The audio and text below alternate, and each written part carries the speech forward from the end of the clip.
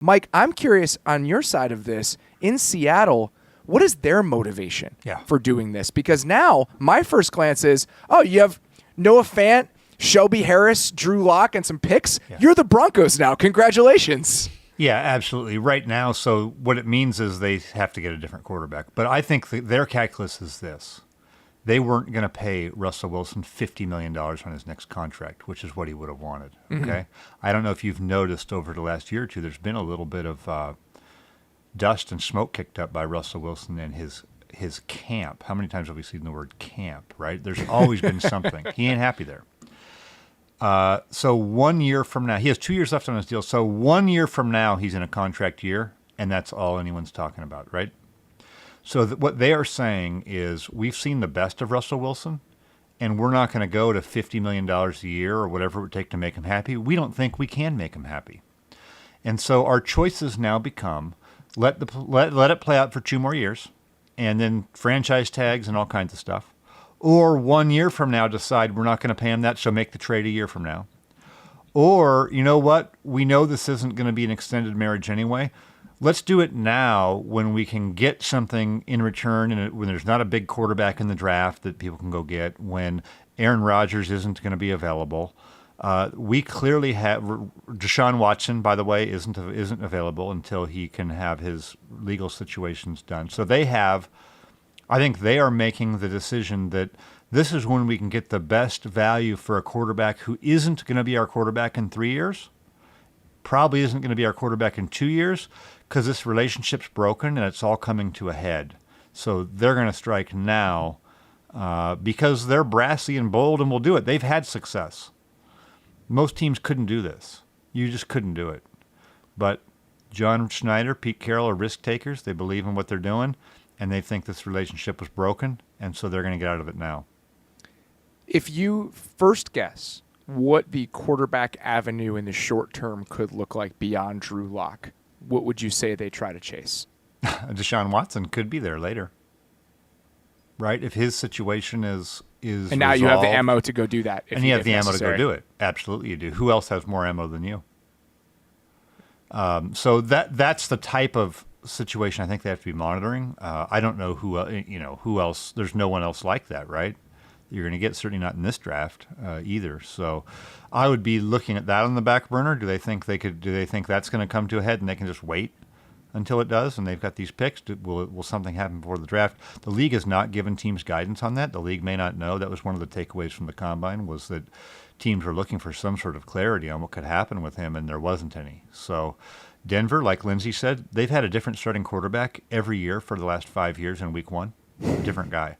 So I did the quarterback angst index last week, and I think I had Indy number 1. But I sent the list before it published to somebody who does have some ties to Denver, and they're like, you might want to move Denver up. You don't understand how bad it is, what that feeling is like there.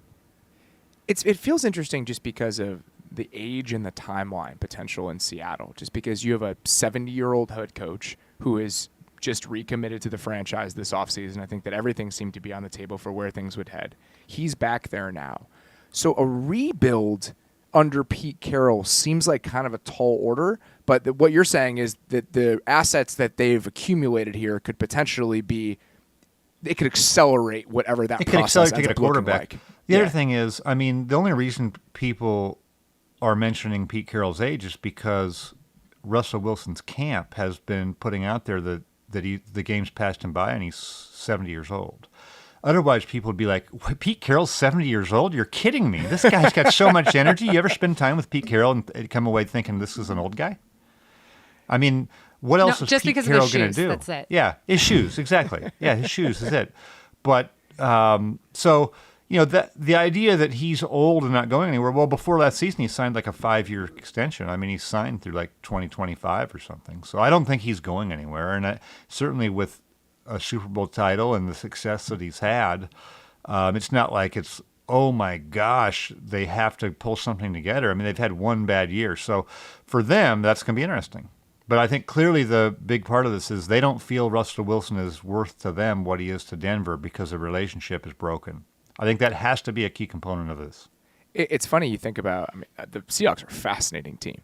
Now you move on from Russell Wilson. So your offense changes dramatically in terms of what it's going to look like. Because over the last few years, even as they shifted between offensive coordinators, they ran the Russell Wilson offense, which I think is going to be a consideration for Denver as we move forward.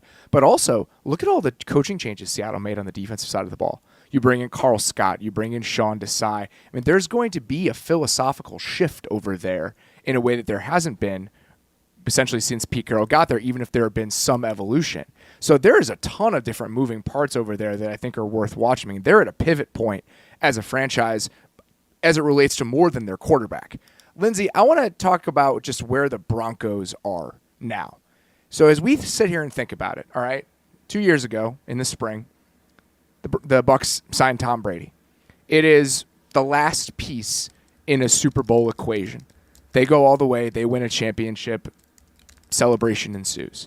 Last year, the Rams look at their landscape and they look at the landscape and say, we have Jared Goff. We have some pretty damn good players elsewhere. He's not good enough. We need to make a big splash. They go trade for Matthew Stafford, multiple first-round picks. They win the Super Bowl. The Broncos seem to be the next in line with that type of thinking in mind. What are realistic expectations as they apply to Denver right now? Yeah, I mean, obviously that's the goal, right? As you look and you say, it is clearly possible that you can bring in a quarterback and win immediately. I will say doing that in the AFC West is a monumental challenge, given what they're going to be facing, week after week after week. They also play the NFC West this year, so we all can just circle that Russell Wilson at Seattle game. But we're also going to get to, they're also going to have to play the Rams and the Cardinals and the Niners. So there's going to be a lot of, I've already asked that every AFC West game just automatically go to primetime because that's what we all want to watch. But yeah, the poor Raiders, man. The poor Raiders.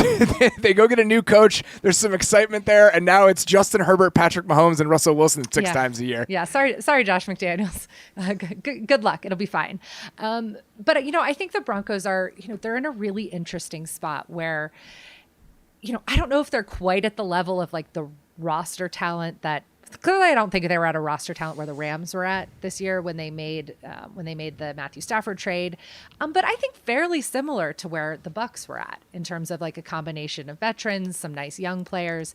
Their skill position group is, right up there with just about anybody else in the NFL. Their receiver group actually made it through this trade intact. Jerry Jeudy, Cortland Sutton, and Tim Patrick as their top three receivers. Javonte Williams is a really nice young running back. They've got a pretty decent offensive line, probably better than anything that Russell Wilson has played behind over the last few years. So I think this is a team that feels like they are ready to, I don't know if anybody's going to run around saying Super Bowl right away, but I think this is the move that they needed to make to finally end that losing streak against the Chiefs, right? Where they have just not had a quarterback who is capable of going toe-to-toe with any of the Chiefs quarterbacks dating back to 2016. I mean, they lost a lot of games to Alex Smith. They've lost every single game to Patrick Mahomes since he has played. The last time the Broncos beat the Chiefs, I was not even pregnant with my daughter, who is now almost in first grade. It has been a very long time since that has happened.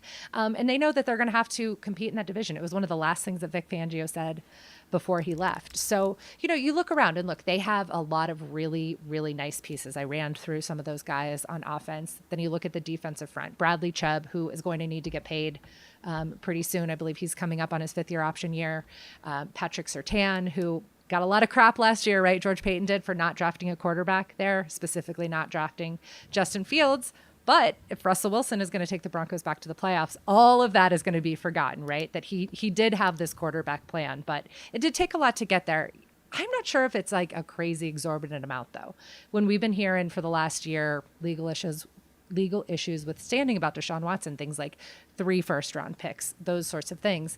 2 firsts, 2 seconds, and, and a handful of players, but I don't think those are any players that, it would have been harder if it was like Jerry Jeudy, right, in that group. Yeah, I mean, it's what I said before. At a certain point, you're the Broncos if you're the Seahawks now. It's nice to have those pieces, but without the quarterback, it's a little harder to talk yourself into it. And Mike, what I find kind of fascinating, and talk about 2 seconds, by the way, they have an extra second from the Von Miller trade. So they have resources. They had some stocked up as a way to make this happen. And Mike, it's kind of fun. They could get Von Miller back. Sorry to interrupt you. Yeah, all that Von Miller was doing on Monday was tweeting about how he wants to come back to Denver and wondering if he could get his old locker back. So as I sit here, as I look at their roster and I look at the money, Mike, what's interesting about this is that typically with an NFL trade, when you trade for any sort of player, you're just absorbing their salary because it's for picks. But you look at what they gave up as part of this deal. The Shelby Harris trade, they save about $5 million or by trading Shelby Harris. They save a couple $1 million dealing Noah Fant, dealing Drew Lock's contract. They save upwards of like $12 million with these deals. Russell Wilson only has a $19 million base salary this year. So this is a team right now that still has like $30 million in cap space to potentially play with, even after absorbing Russell Wilson's contract. Do you think Russell Wilson's going to be happy with the contract, or do you think he might want a new one? What's your guess? I think he probably wants a new one, but not this year. Do you think he wants? Oh, do you think he wants to be at the top of the market, or just somewhere in the top 10 is fine because he's all about the team? I assume it's probably somewhere at the top of the market. Like 50? Sure. I mean, the Aaron Rodgers contract that we just saw is probably going to be some sort of marker there, huh? Well, yes. Did you see? That's a whole other thing. Rodgers actually tweeting because these guys care so much about how they're perceived. Rodgers like, it's inaccurate. No, it's not for that much. I just find it funny. Russell Wilson's going to want to be paid at the top. He wants to be perceived as the reason the team wins. He wants to be perceived as Tom Brady and Peyton Manning. He wants to be perceived as throwing the ball 40 times a game. This is on my shoulders. I'm back there in the shotgun. The offense is running through me. And I think Seattle doesn't think that that's what he is. And so it will be very interesting to me because there's a gap between what Seattle thinks he is and what he thinks he is. But remember, that's always going to be represented by what the contract is.